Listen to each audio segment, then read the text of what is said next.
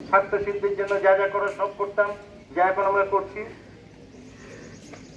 মানুষ যা করে স্বার্থের জন্য। আজকে যদি একটা প্রশ্ন করা হয়, এই যে বিশাল জীব জগৎ রয়েছে, প্রাণীকুল রয়েছে, লক্ষ লক্ষ কীট পতঙ্গ, নানান রকম সব প্রাণী সব রয়েছে, পরিবেশ দূষণের পক্ষে তাদের কোথায় অবদান আছে?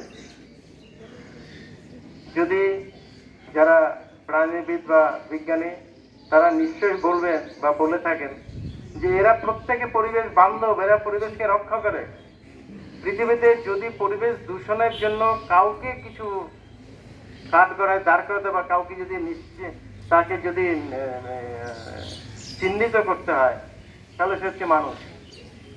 মানুষ ছাড়া পৃথিবীকে আর কোথাও কেউ দূষিত করে না। প্রকৃতি নিজের নিয়মে তার একটা গতিতে চলতে থাকে।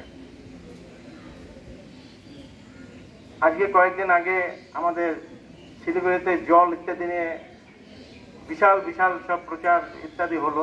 সত্যি সত্যি মানে প্রচার শুধু না, দূষিত জল হয়ে গেছে, মানুষের অনেক চিন্তা ইত্যাদি ইত্যাদি।